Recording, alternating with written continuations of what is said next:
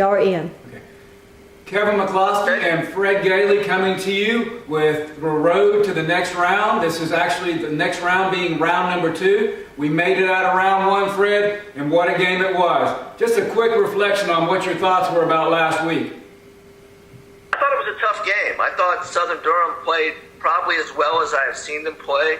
I thought their receivers made some amazing catches, even in coverage. The game they slung it around even more than I thought they would. A lot of that had to do with Western was very effective stopping the run. Western actually stopped the run a little better than I thought they would, and I think that forced Southern Durham to throw a lot more. And they made some really good catches, even in tight coverage. It was quite a battle. I thought Western had a chance to put the game away earlier, specifically in the first half. They had several chances.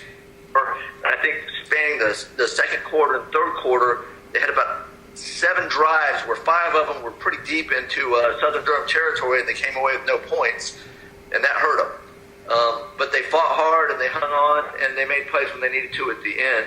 And it was an excellent victory over a very good team that played even better than I thought they would. Yeah, I have the same sentiments exactly. It was one to write down. It's one that Western can hang their hats on, and they can use this going forward through this playoff run. That was a tough game, and we got that tough game out of the way. It wasn't a cupcake by any means, and we can build on that. And hey, Fred, I kind of jumped on into this without the people even knowing what's going on tonight. We're using high technology right now. We've got a camera propped on 3 pillows, through an iPad, through FaceTime, up to the TV. You see Fred up on the TV. I'm sitting in front of it, and Kay's holding the laptop next to the camera so you can see us. Hey, Fred, I wanted to tell you this. You didn't know this. This is something you don't know. Amy called me this week. Your wife, Amy, Fred's wife, Amy, called me and said, you know, Kevin, you kind of gave Fred some high praise this week, some high compliments. I wish you wouldn't have done that. And I was like, why, Amy? Why shouldn't I have praised Fred? He gave us some great insight, on Southern Durham. She said, well, he's going to get a big head. Well, that's proof right there. That's a big head right there up on the big screen.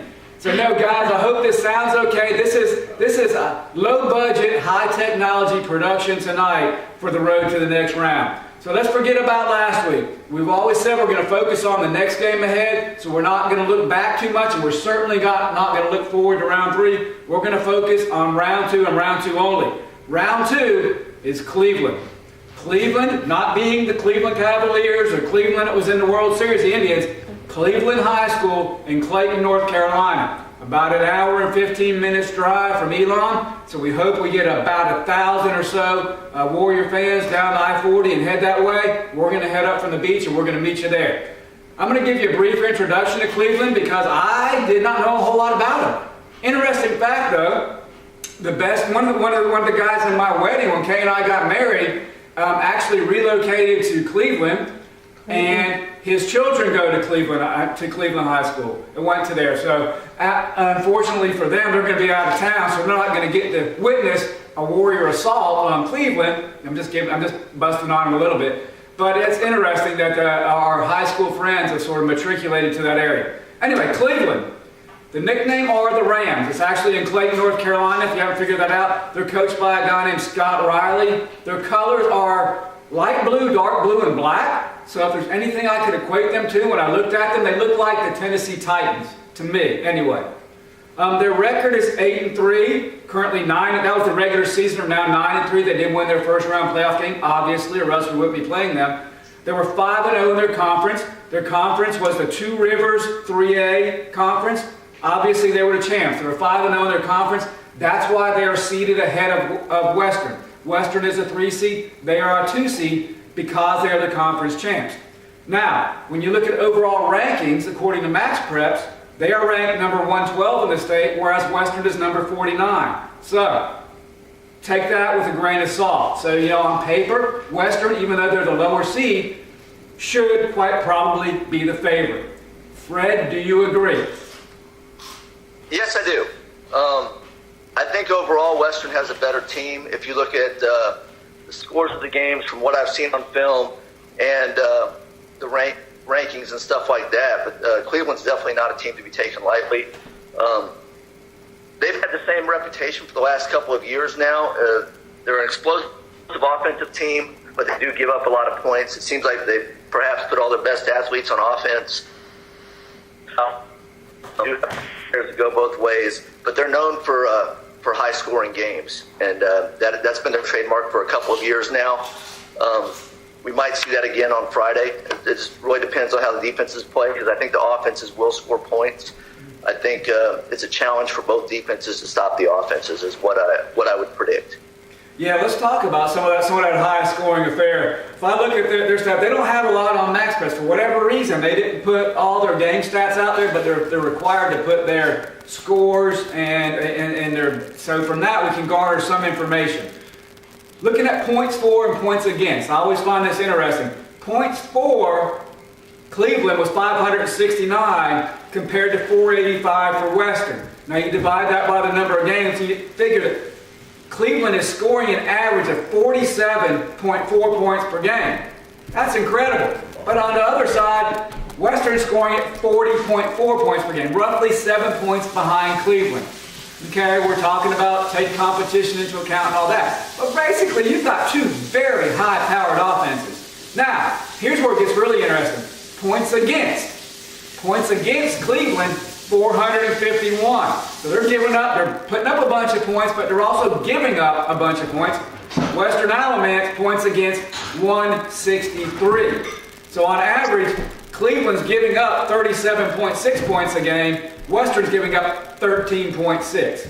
Therein is a 20-point swing, 24-point swing. Fred, I think that's going to be the difference in the game with Western Alamance's defense against that high-powered Cleveland offense. I agree. I absolutely agree. One thing I noticed is Cleveland, they score a ton. It seems that their philosophy is to try to outscore teams as opposed to stop teams. Obviously, that's not the way the coach thinks, but that's what they tend to do. If you look at the results of their games this year, they've had 3 games where they gave up less than 39 points. And those 3 games, those 3 teams had a combined 3 wins.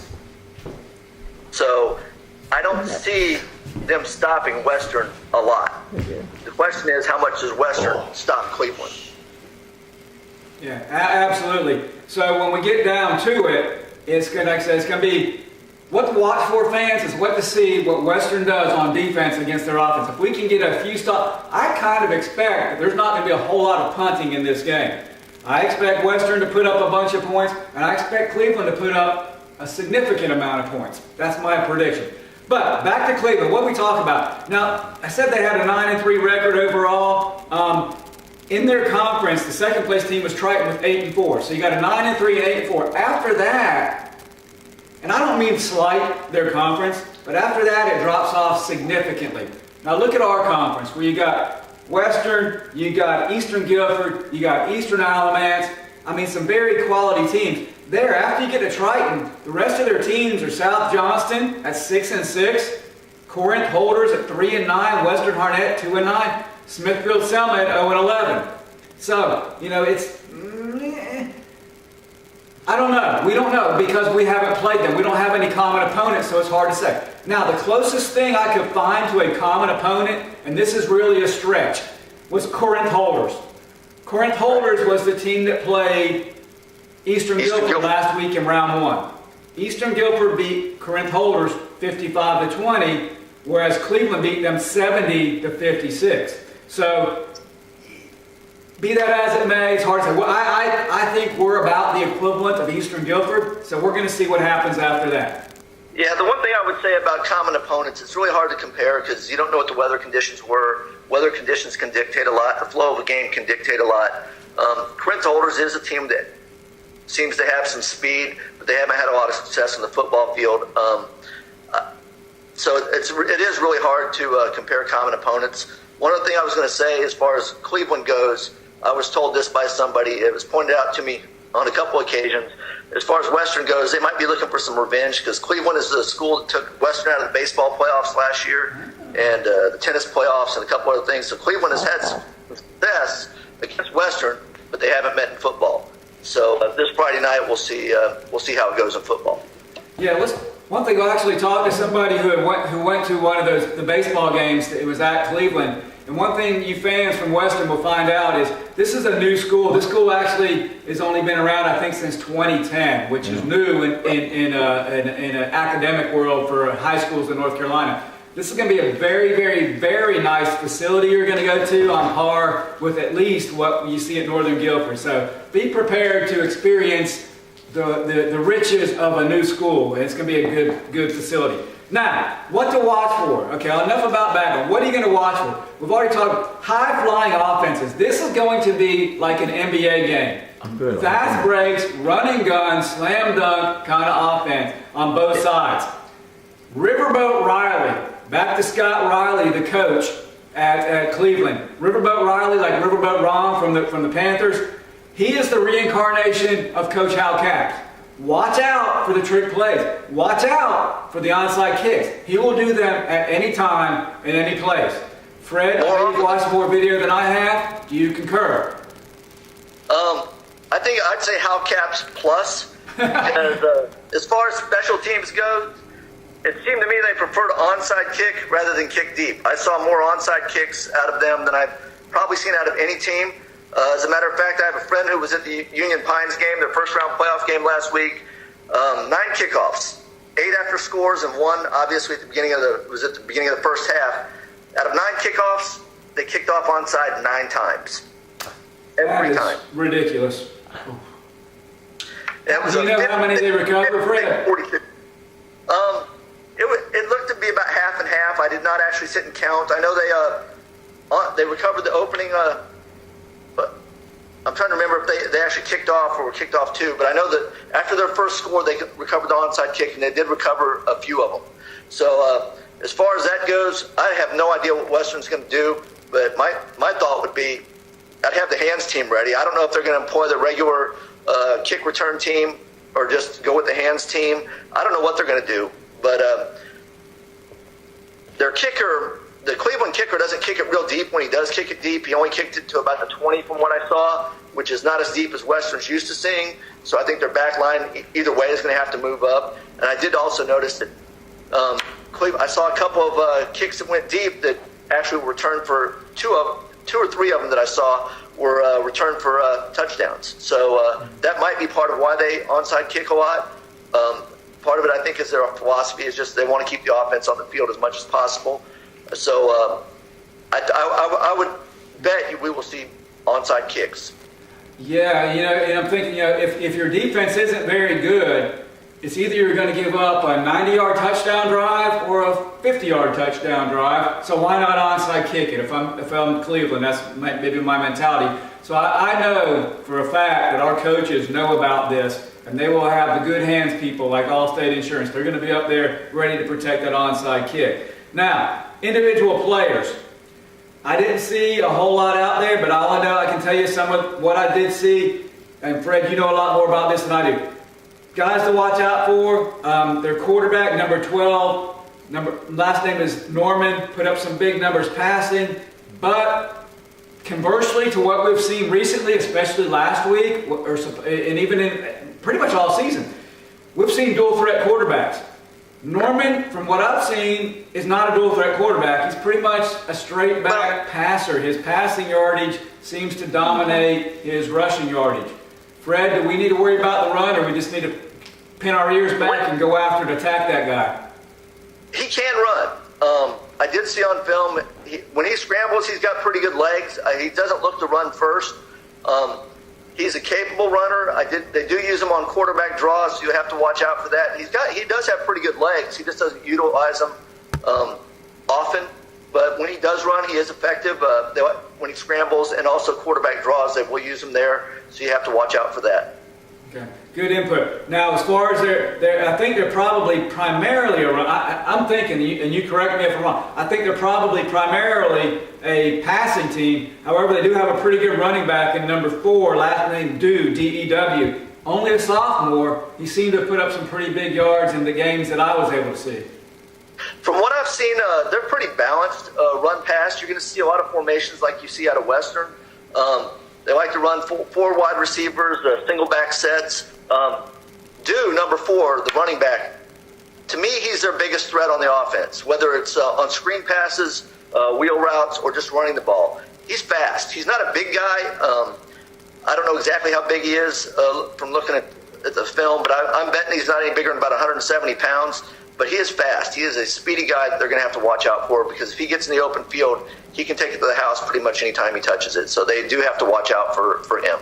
I found him to be probably the biggest threat on the offense from watching the film, along with one of their other receivers. But yeah, that's interesting, because you go from last week where we look at a team like Southern Durham that was absolutely huge, as far as their linemen, 300 plus pounds, their receivers 6'4 plus. Now we got this little guy we got to worry about, and a little guy can dominate the game. I think back to the 2007 season where we had a little guy by the name of Levon Curtis, who was the MVP in the state championship game.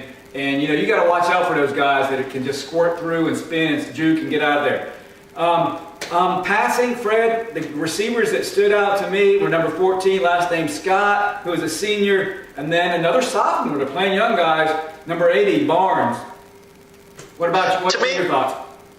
To me, the primary threat is 14. He looked like their go-to guy. They try to get him the ball a lot. He also looked like, and once again, I'm not sure how big he is. It's hard to tell from film, but he's not as tall.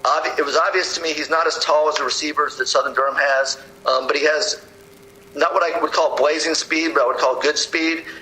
But he did seem to be fairly physical. But number 14 is definitely, I think the last name's Scott. He is I would call him their primary threat as a receiver. He's who they're going to look to make big plays, along with number 4, the running back, and he's also going to be the guy they look to primarily on third down. Yeah. So, Fred, that's about the extent of my knowledge on Cleveland. But in summary, to me, the key to the game and what to watch for if you're a Warrior fan is, number 1, we're expecting, and we better live up to our expectations, to score readily and freely on Cleveland. And number 2 is, how does the Warrior defense, particularly the defensive front 4 and the linebackers, stack up? And I'm looking for Josiah Bellamy. Josiah, I'm asking you, I'm calling you out. I'm saying this is your game. Coach Kaiser apparently can motivate you and get you ready, fired up, ready to just eat somebody alive. Josiah Bellamy, you're the key to the game. You got to get this quarterback. If you can get to him, we're golden. Fred, what do you think? I think the key is obviously to score points, because it's hard to contain an offense like Cleveland. I think the Western will have a scheme to answer for number 4 and number 14 as the 2 primary weapons. But I also think that Western on offense, they need to spread the ball around. Obviously, Pooh's got to get touches, Jake's got to get touches, Christian's got to get touches. Those are the 3 horsemen, like I said last week. But I don't know that they can go to just those 3. I think you've got to get Perry involved, Keontae involved, DJ and Trayvon. I think all the guys got to get touches to keep it mixed up, so that the Cleveland defense can't just key on Pooh. Obviously, Pooh is Pooh. He's got the numbers to back it up. He's got highlight reel to back it up. He does a lot of great things, but I think the key is going to be spreading the ball around. I think Pooh in space will be very dangerous for Cleveland. I think Jake in space will be very dangerous for Cleveland, as well as Christian on playing quarterback runs and stuff. You never want your quarterback just to have to scramble to run, but that could happen also. But I think spreading the ball around and scoring the points and moving the ball down the field effectively is going to be big. Once again, I also think special teams is going to be big, because Western is going to have an answer for the onside kicks. And from what I saw, I think Western has a stronger kicking game. I think Christopher is a better punter. I didn't see a lot of punting out of Cleveland. They like to go for it on 4th down, but a lot of it had to do with the field position in the games I saw them in. I didn't see them have a lot of opportunities to punt. They could have a hidden gem that I'm not real clear about. But I did not see them as having the field goal range or the kickoff range, or the punters that could drop the bomb like Jake or like Christopher can. And so I think that's going to be important also. I always think special teams is important.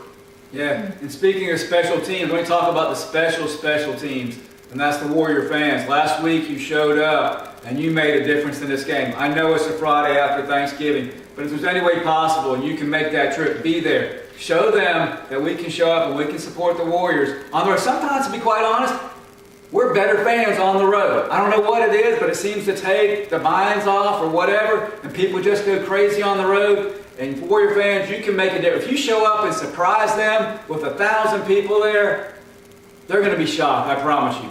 So Fred, any final thoughts? I don't know what the weather's going to be like. I don't think it's supposed to be any kind of rain or anything like that.